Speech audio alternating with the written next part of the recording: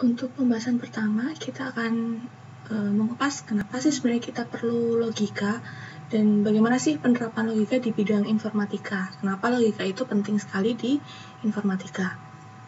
Oke, saya beri contoh. Di sini ada sebuah paragraf yang terdiri dari beberapa kalimat. Jika Anda masuk informatika, maka Anda tidak sulit belajar bahasa Java.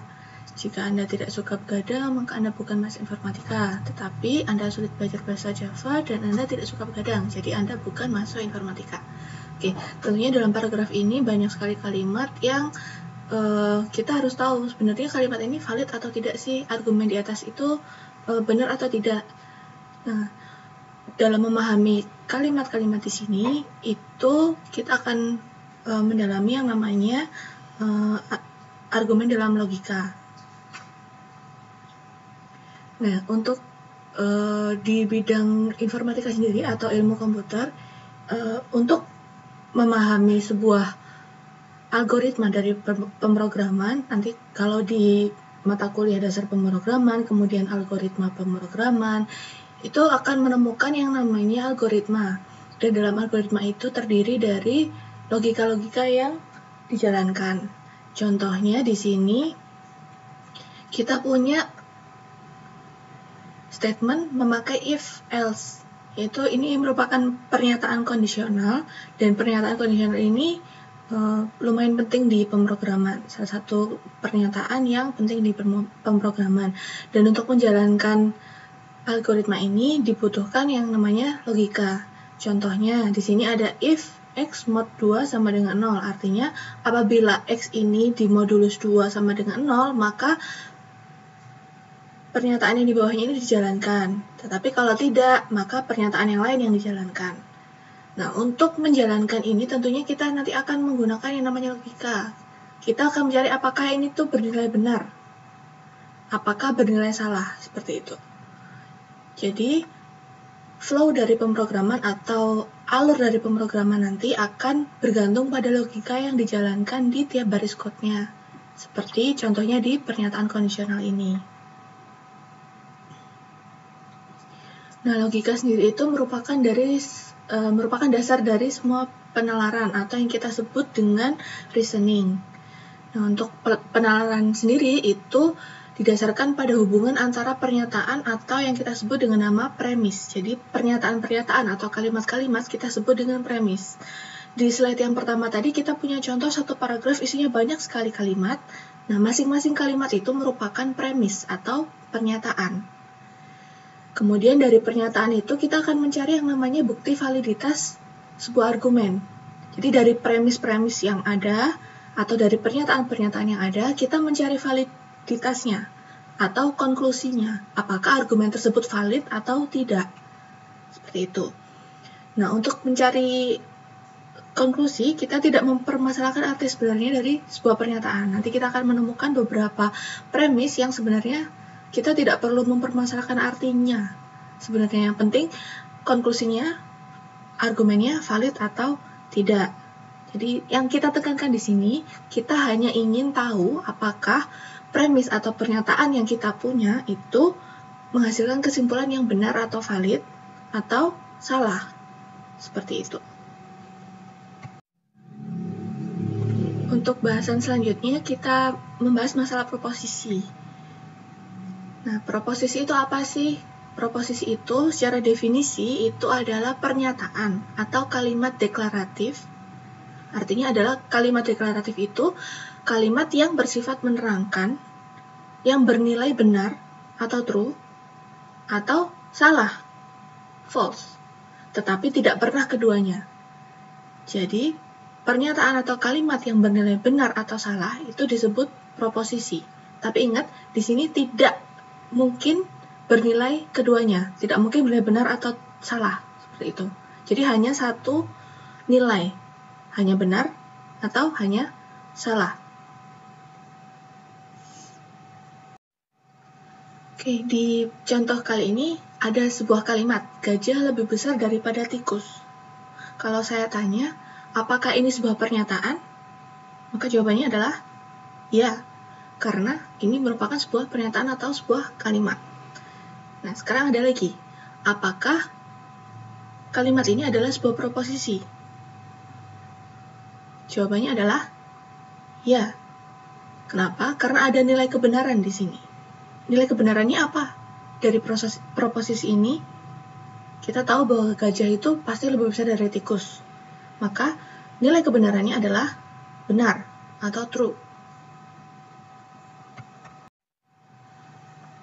Untuk contoh ketiga, kita punya Y lebih dari 5. Apakah ini sebuah pernyataan? Betul, ini adalah sebuah pernyataan. Ini adalah sebuah kalimat. Apakah ini sebuah proposisi? Oke, kita kembali lagi pada definisi proposisi. Proposisi adalah sebuah pernyataan yang bernilai benar atau salah, tetapi tidak pernah keduanya. Jawabannya adalah tidak. Mengapa? Karena nilai kebenaran dari pernyataan tersebut itu bergantung pada nilai Y, dan nilai Y ini belum ditentukan. Contohnya, apabila nilai Y bernilai 3, maka 3 lebih dari 5 bernilai salah. Tetapi apabila Y sama dengan 7, maka 7 lebih dari 5 bernilai benar. Maka di sini, pernyataan ini bernilainya bisa benar, bisa salah, tergantung pada nilai Y. Karena bisa bernilai benar atau bernilai salah, maka tidak memenuhi definisi dari proposisi. Karena proposisi hanya boleh bernilai benar saja atau salah saja, tidak mungkin keduanya. Maka, untuk pernyataan yang ambigu seperti ini, itu bukan merupakan proposisi.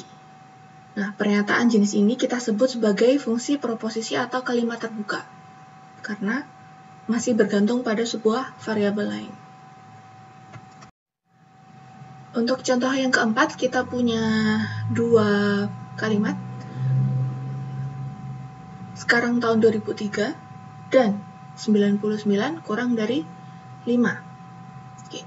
Kalau saya tanya apakah ini sebuah pernyataan, maka jawabannya adalah ya. Ini adalah sebuah pernyataan. Apakah ini adalah sebuah proposisi? Oke, ingat lagi, proposisi hanya bernilai benar atau hanya bernilai salah. Kita bisa mencari nilai kebenaran yang di depan ini, dan kita bisa mencari kebenaran yang di belakang dan. Oke, jawabannya adalah ya. Apa nilai kebenaran dari proposisi ini? Oke, sekarang kalau kita lihat di bagian depan, sekarang tahun 2003, jelas salah ya, karena sekarang kita berada di tahun 2020. Kemudian untuk yang di belakang, 99 kurang dari 5, bernilai salah, karena 99 lebih besar dari 5. Pernyataan salah dan salah, itu nilai kebenarannya adalah salah. Nanti kita akan belajar tentang beberapa proposisi yang ada penghubungnya seperti ini di subbab selanjutnya.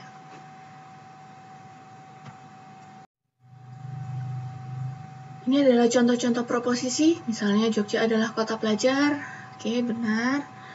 13 adalah bilangan ganjil, juga bernilai benar. Kemudian Pak Soekarno adalah alumnus UGM, juga ada nilainya, benar. Kemudian 1 plus 1 sama dengan 2, juga benar. 8 lebih besar sama dengan akar kuadrat dari 8 plus 8. Tentunya benar ya, karena 8 lebih dari 16. Akar kuadrat 16. Kemudian ada menjadi bulan, sepertinya tidak ada ya. Jadi nilai kebenarannya salah. Jadi masing-masing kalimat di sini itu mempunyai nilai kebenaran, benar atau salah. Sementara contoh yang bukan proposisi, contohnya misalnya seperti ini, jam berapa kereta api Argo Bromo tiba di Gambir. Oke, kita tidak tahu ya, nilai kebenarannya benar atau salah. Kemudian misalnya ini, isilah gelas tersebut dengan air. Ini juga bukan proposisi. Contohnya seperti ini juga, X plus 3 sama dengan 8. Nah, X-nya ini ada beberapa nilai kan pastinya. Ada lebih dari satu nilai. Atau misalnya X lebih dari 3. Di sini nilai X bisa bermacam-macam. Seperti kita tahu tadi, kalau nilainya itu bisa banyak, itu berarti bukan proposisi. Jadi sebenarnya apa sih inti dari proposisi? Proposisi adalah kalimat berita. Jadi untuk contoh yang pertama ada pertanyaan, atau di contoh kedua ada kalimat perintah, itu bukan merupakan proposisi. Seperti itu.